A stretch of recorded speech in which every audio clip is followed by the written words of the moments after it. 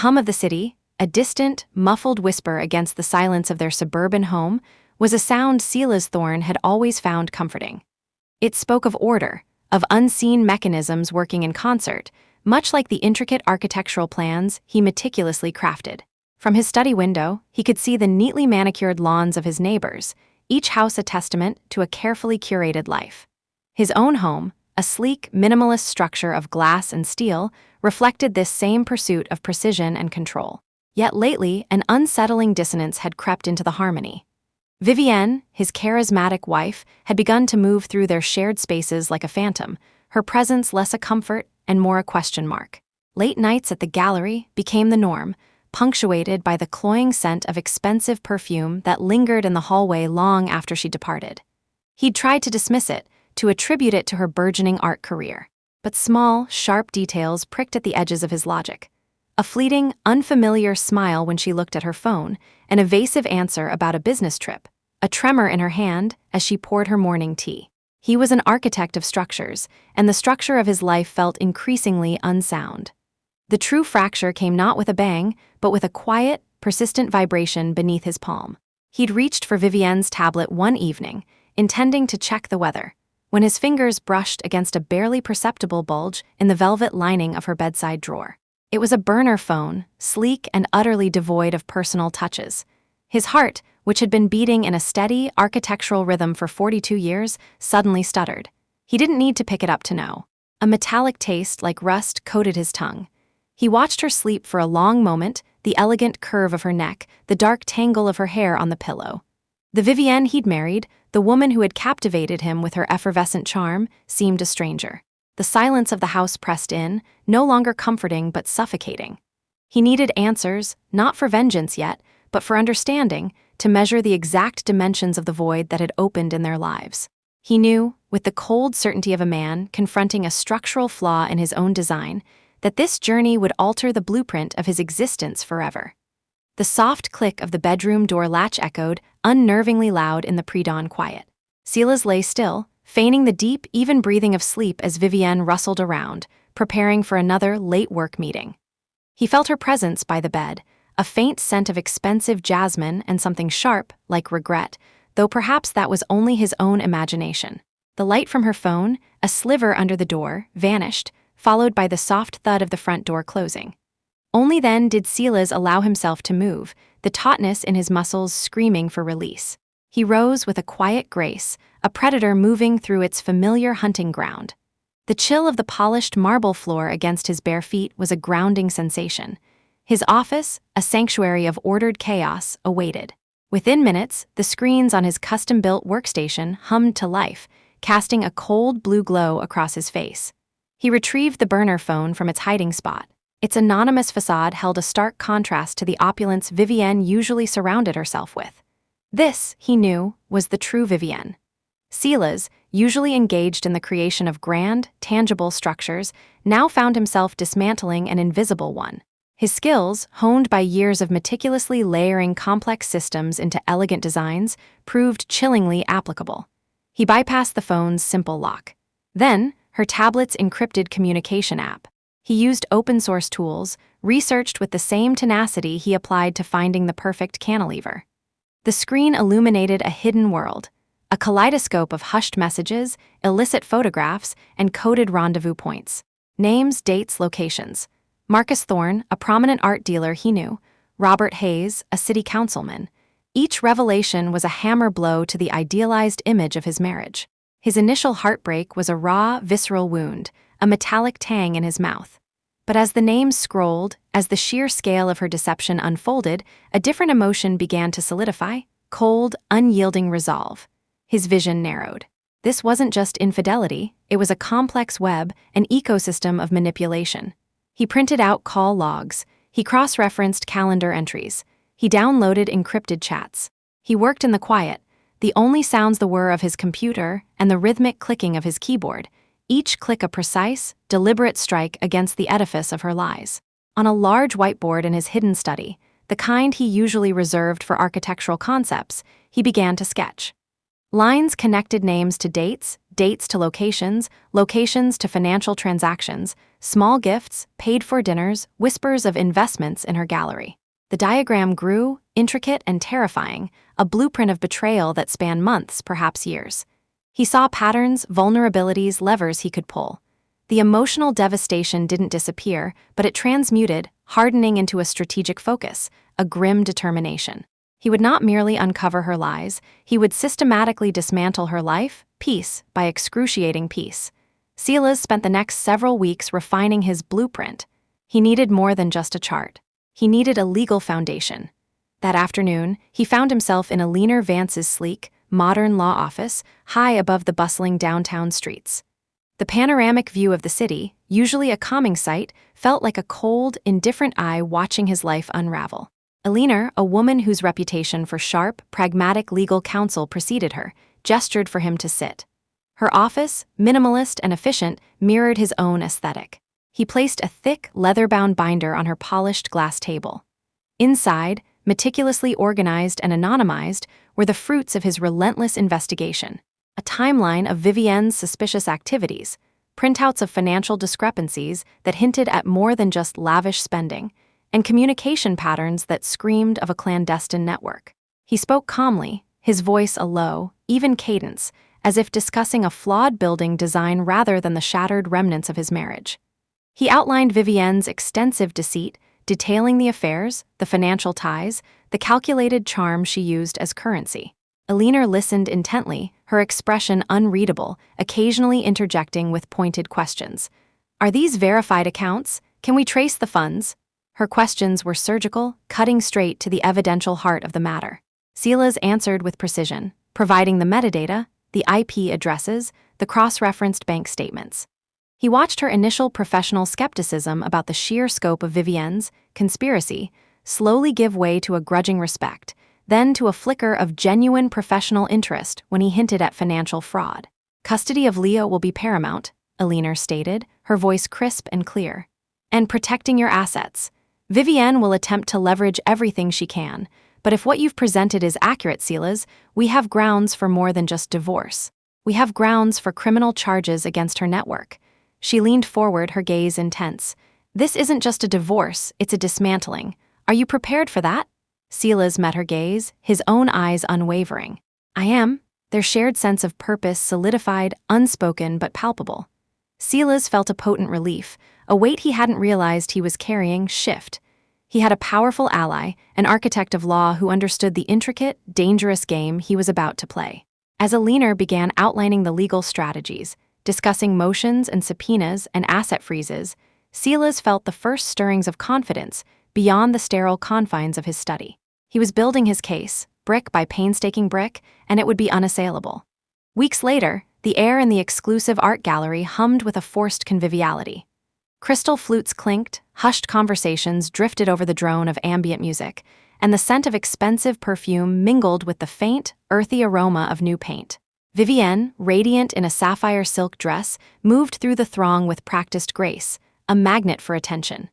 She was holding court with Silas Thorne, the prominent art dealer, and one of her key paramours, presenting a new abstract artist with an air of studied enthusiasm. Silas, dressed inconspicuously, watched from a discreet vantage point near a towering sculpture, an anonymous face in the crowd. This was Phase 1.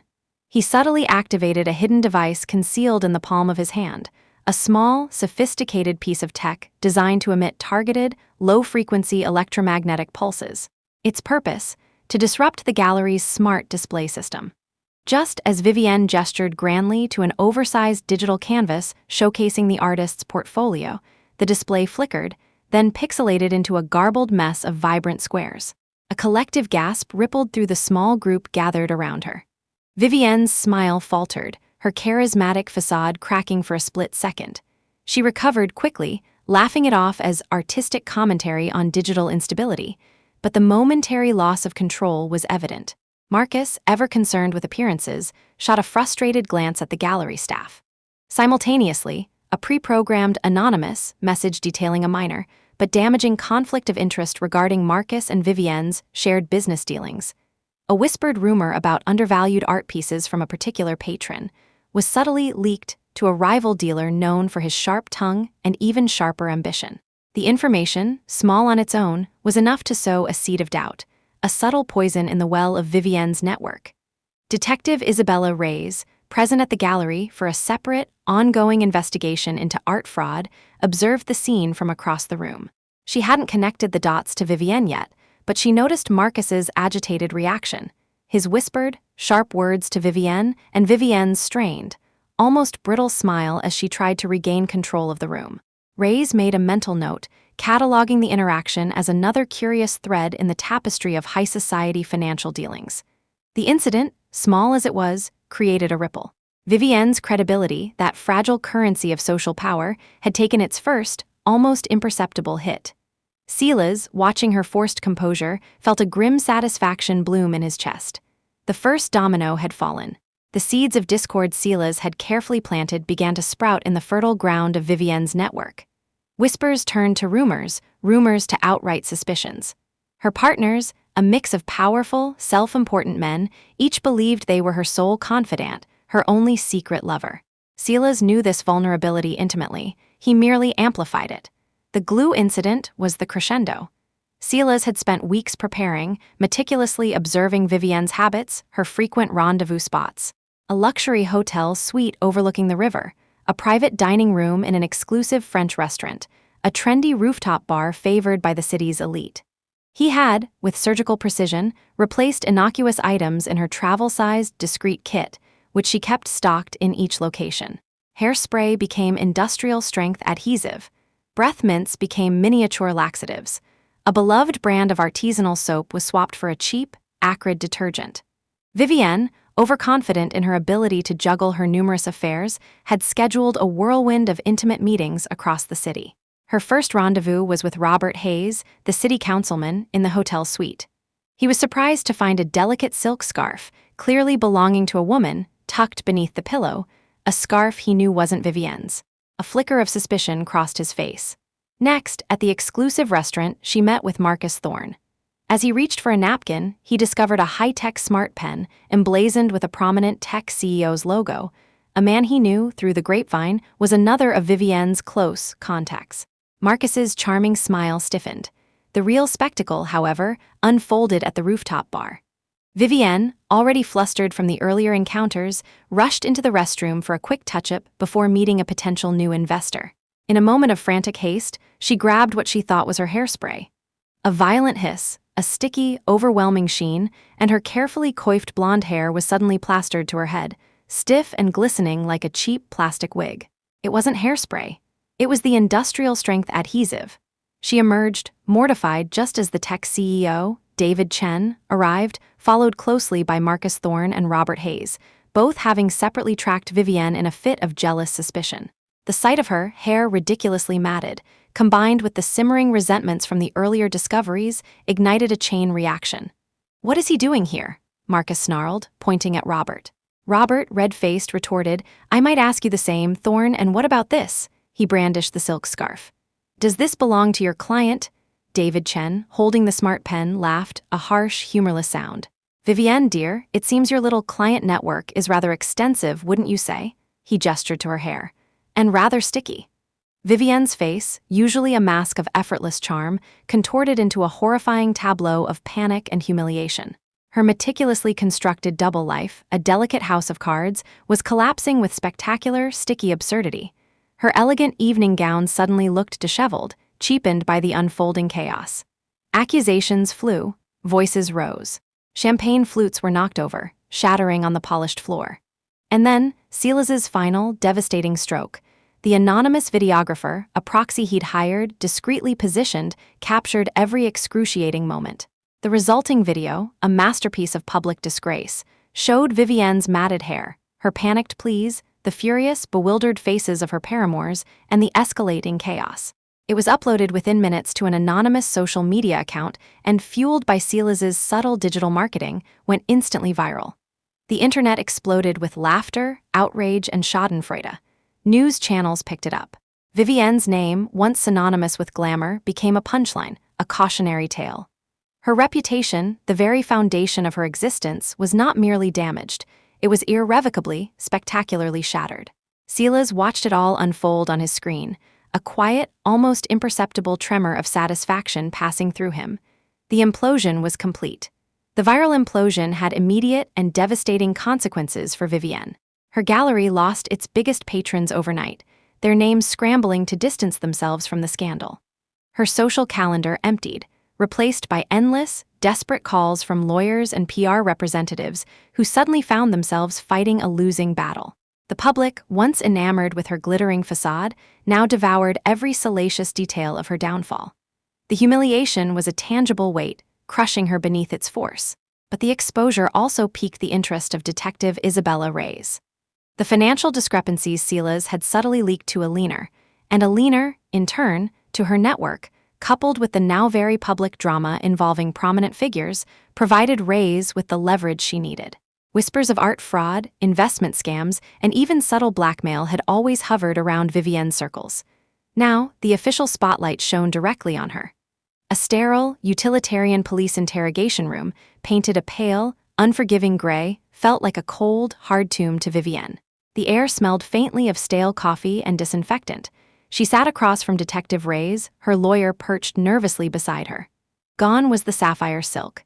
Vivienne was dressed in a simple, expensive suit, but it seemed to hang on her, losing its structure as her own world lost its shape.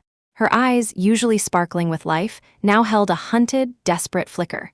Reyes, in her crisp uniform, was a study in methodical calm. She wasn't shouting, wasn't accusing. She was simply presenting. A projector hummed softly, displaying bank statements, communication logs, and witness testimonies. Vivienne Thorne, Reyes began, her voice even, the evidence suggests a pattern, not just of personal indiscretions, but of financial exploitation. Mr. Hayes's investment in your gallery, for example, the loan from Mr. Chen, never repaid. The commissions from Mr. Thorne, well above market rate, often funneled through shell corporations. Vivienne initially scoffed, attempting to resurrect her charm. Detective, this is ludicrous. I'm a businesswoman, a socialite. My relationships are complex, yes, but entirely above board. These are just jealous men lashing out. She tried a practiced smile, but it felt brittle, forced. Reyes clicked to the next slide. Is this also ludicrous, Miss Thorne?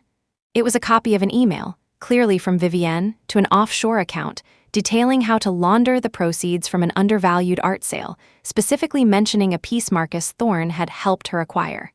Then another. A text message from Vivienne to a tech associate, threatening to expose a private vulnerability if a favor wasn't granted.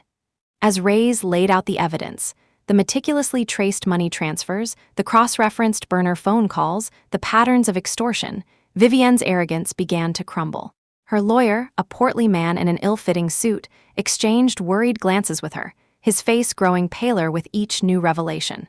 Vivienne's perfectly manicured hands began to tremble, then clenched into tight fists on the table. Her jaw tightened, a muscle twitching visibly. The room felt colder, the walls closing in with each damning piece of proof. We have corroborating testimony, Reyes continued, her voice unwavering, from several of your associates who are now cooperating with the investigation. She didn't need to specify who. Vivienne's eyes darted wildly, fear a cold, hard knot in her stomach. Her breath hitched. The charges were no longer about infidelity. This was fraud, extortion, conspiracy. The cold, hard reality of prison began to dawn on her, stripping away the last vestiges of her self-possession. Her elegant facade utterly shattered. Reyes merely watched, a quiet intensity in her gaze. Justice, she knew, was a slow, methodical machine. The aftermath of Vivienne's public implosion left a hollow ache in the upscale suburban home. Her presence, once a vibrant, if chaotic, force, was now a gaping absence. Leo, sensitive and intelligent for his 8 years, felt the shift acutely.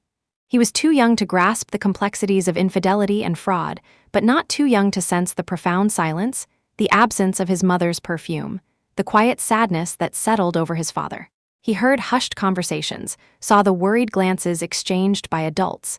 He knew something was terribly wrong. One late evening, the house steeped in a stillness that felt heavy, Leo found Silas in the living room, staring out into the starless night. Leo shuffled in, a worn teddy bear clutched in his hand. The dim glow of the city lights reflecting faintly on the windows painted Silas's face in shades of gray. "Papa?" Leo's voice was a soft whisper, barely audible above the hum of the refrigerator. Silas turned, his gaze softening immediately as it fell upon his son. He knelt, opening his arms, and Leo walked into the embrace, burying his face in Silas's chest. The smell of his father, clean, familiar, reassuring, was a comfort. "What is it, Sprout?" Silas's voice was a tender murmur, a stark contrast to the steel he usually adopted. He stroked Leo's hair, feeling the delicate bone beneath his palm. Leo looked up, his big brown eyes swimming with unasked questions. "Mama, she's not coming home?" It wasn't really a question. It was an observation, a dawning realization that sliced through Silas's carefully constructed composure. "And why are people saying bad things about her on the TV?" Silas's heart ached, a deep, resonant throb. How did one explain the destructive nature of deceit to a child? How could he protect Leo's innocence while still being truthful? He squeezed Leo gently. "Sometimes, Leo," he began, his voice low and steady, choosing his words with immense care, "grown-ups make mistakes, big mistakes. And those mistakes, they have consequences." He paused, searching for the right analogy. "It's like when an architect designs a building, but they use bad materials or they don't follow the plan.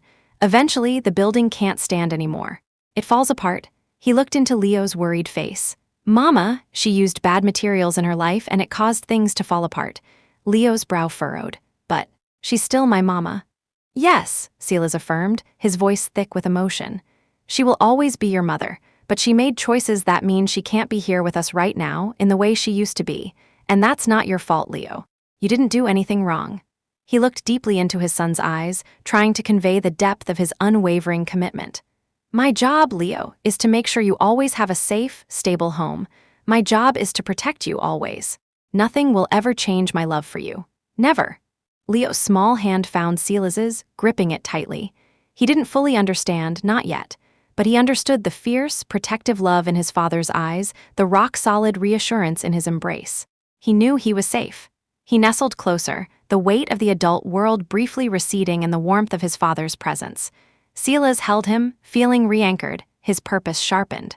This, he knew, was the true measure of his victory, the purest motivation for every calculated step he had taken. This quiet, vulnerable child was the reason. The eve of the final court hearing cast a long, tense shadow over Silas's home office. The room, usually a beacon of calm efficiency, now hummed with a heightened, almost nervous energy. Multiple screens glowed with spreadsheets, communication logs, and legal precedents. Binders, each meticulously labeled, stood in neat stacks, overflowing with evidence. Silas moved through the space with a calm, almost surgical precision, his movements economical, devoid of wasted effort. Every document was cross-referenced, every timeline double-checked, every piece of metadata verified. He was on a secure video call with Eleanor Vance, her image crisp on the largest monitor. She looked tired but resolute. "Vivienne's team is going to try to discredit you, Silas, accuse you of a vindictive smear campaign, portray you as a controlling husband.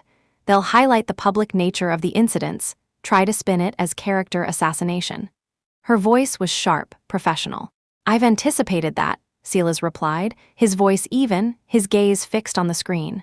"We have expert testimony ready to confirm the digital forensics, the timestamps on the leaked footage, the independent investigations into the financial irregularities that prompted Detective Reyes' involvement." He gestured to a binder. "And the sworn affidavits from her former associates detailing her coercive tactics. They weren't coerced by me, they were simply presented with an opportunity for legal protection." Eleanor nodded slowly, a glint of admiration in her eyes. "You've left no stone unturned. The sheer volume and quality of your evidence. It's unprecedented. They won't have a leg to stand on." They reviewed courtroom tactics, the order of witnesses, the most impactful way to present the digital communications, how to pivot from the salacious to the criminal. Silas remained calm, dissecting each potential defense, each prepared rebuttal, with the analytical detachment of a seasoned general. As the call ended, Eleanor offered a rare, genuine smile. "We're ready, Silas. You've built an unassailable case." He offered a curt nod in return, the tension easing slightly, but not fully dissipating. The immense pressure of the impending confrontation still lingered, a metallic taste at the back of his throat. He looked up, his gaze falling on a framed photo on his desk.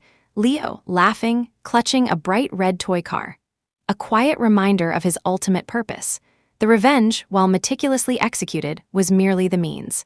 Leo's safety, his future, his stability, that was the true goal. He took a deep breath, the air filling his lungs with a cool, determined resolve. The final battle awaited.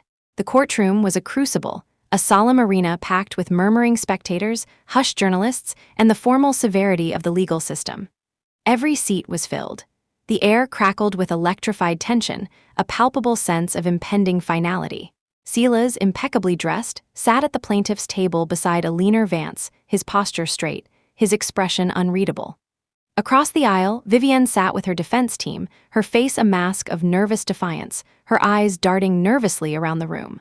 Her usual glamour had been replaced by a strained, almost desperate fragility.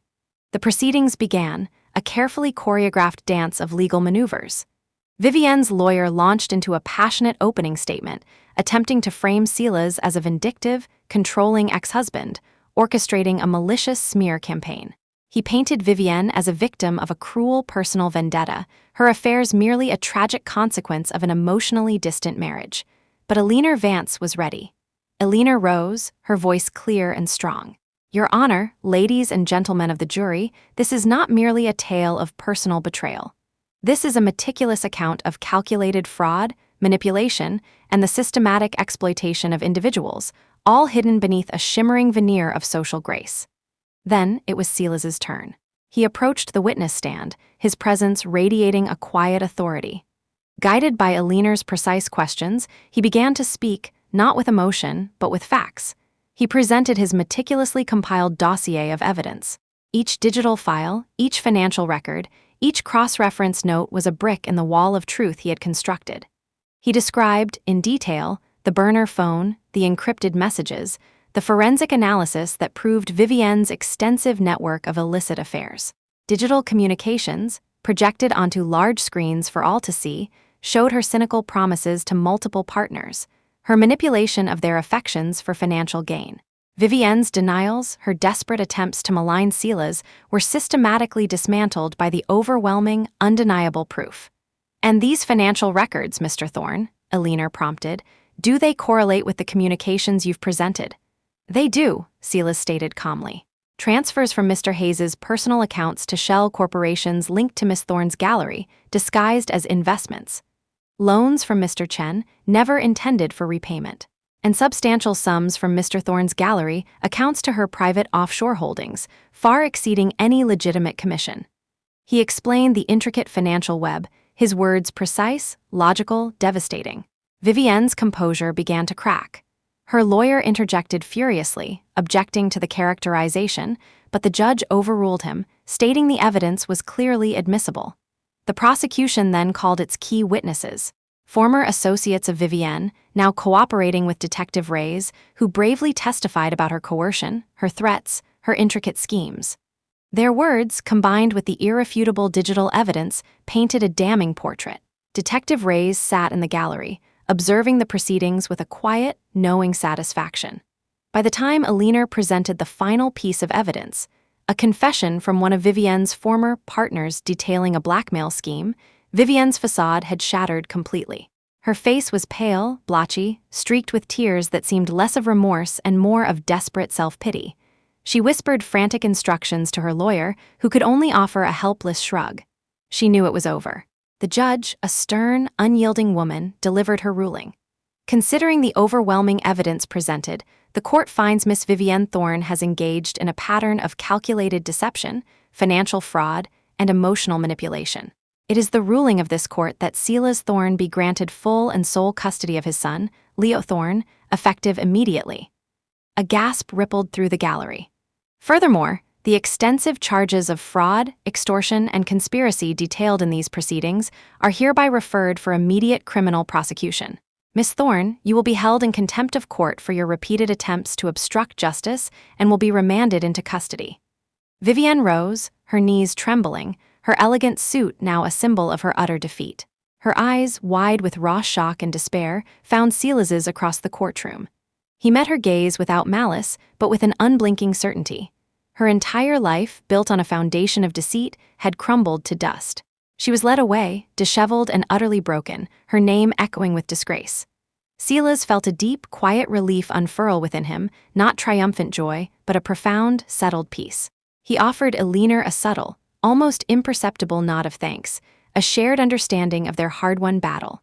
He paused, letting the silence of the now emptying courtroom wash over him, a sense of closure settling deep in his bones. The bitter pursuit was finally over. He walked out, the sounds of the crowd fading behind him, and saw Leo waiting patiently with his caretaker. Leo looked up, his face innocent but expectant. Silas knelt, offering a tender smile, and took his son's small hand in his own. Together, they walked out into the light, leaving the ruins of the past behind, ready to build a new future. Months later, the morning light streamed into Silas and Leo's new, smaller apartment, illuminating dust motes dancing in the air. The space, though modest compared to their previous grand house, felt infused with warmth and genuine peace. The scent of coffee and sizzling bacon filled the air, a simple, domestic symphony that now defined their mornings. Silas flipped a pancake, his movements easy and unhurried. Leo sat at the kitchen island, diligently working on a drawing, his bright crayons scattering across the polished wood. He was visibly more relaxed, more engaged, his laughter lighter than it had been in years. They talked about school, about Leo's upcoming soccer game, about the book Silas was reading him each night. Their conversations were simple, easy, filled with the comfortable rhythm of a new routine. Later, as Leo played in the small, sun-drenched living room with a train set, Silas watched him, a quiet smile playing on his lips. He saw the regained innocence in Leo's eyes, the unburdened joy of childhood. This, he realized, was the true measure of his victory, the lasting monument of his architectural vengeance. The meticulous planning, the cold execution, the raw emotional cost, it had all led to this quiet, profound act of building a new life. He still reflected on the path he'd walked, the cold, calculating man he had become. The thirst for vengeance had been consuming, a dark current that had run beneath every waking moment. But now, looking at Leo, he understood that true healing didn't come from the destruction of another, but from the deliberate, painstaking act of rebuilding, of creating something honest and pure from the ashes. His purpose had shifted beyond retribution to the quiet, profound act of nurturing his son, of forging a future free from the shadow of deceit. The last vestiges of Vivienne's world were dismantled with the same ruthless efficiency with which Silas had planned her downfall. Her criminal sentencing had been swift and severe. The fraud and conspiracy charges carried a heavy sentence, and she was serving a long term in a federal facility, stripped of everything she had valued: her wealth, her social status, her carefully constructed illusion of a life. She was utterly isolated, a stark example of how deceit, like a cancerous growth, ultimately consumes itself. Her network, too, had been dissolved, its members facing legal consequences or fading into ignominious obscurity. On a crisp autumn afternoon, Silas met Detective Reyes in a quiet corner of a sprawling botanical garden, Leo playing nearby under the watchful eye of a park ranger. The scent of damp earth and blooming late-season flowers hung in the air, a refreshing contrast to the stale, antiseptic smell of the courthouse. Reyes, dressed in plainclothes, looked more relaxed than he'd ever seen her, but her gaze was as sharp as ever. Vivienne Thorne received the maximum, Reyes stated, her voice quiet, almost reflective. The financial crimes alone were damning. Your evidence, Silas, was comprehensive. It connected dots we hadn't even seen existed. You truly left no escape. Silas nodded, a faint, almost imperceptible tension still clinging to his shoulders. I wanted justice, detective, and protection for my son. Reyes watched Leo, who was happily chasing butterflies. It's a fine line, isn't it, between justice and vengeance. You walked it with precision, but I've seen what obsession can do, even when the cause feels righteous. It can leave a man hollow. She paused, then met his gaze directly. Are you hollow, Silas? Silas followed her gaze to Leo, a tender warmth spreading through his chest. I was, for a time. When I first uncovered everything, I felt utterly empty. But looking at Leo, building this new life with him, that's where my purpose lies now. Not in the past, not in retribution, but in creating something real, something honest for him. He took a deep breath, the fresh air filling his lungs. True strength, I've learned, isn't just about dismantling what's broken. It's about building anew, about protecting what you love. The words felt solid, a new foundation laid within himself. Reyes gave a slow, thoughtful nod. A rare perspective. Most people get caught in the cycle. She offered him a small, almost imperceptible smile. You did good, Thorne, for Leo. Silas met her eyes, a complex understanding passing between them, a bond forged through the shared pursuit of truth, albeit from different angles. He felt a profound sense of closure, the last vestiges of the darkness he'd embraced finally receding.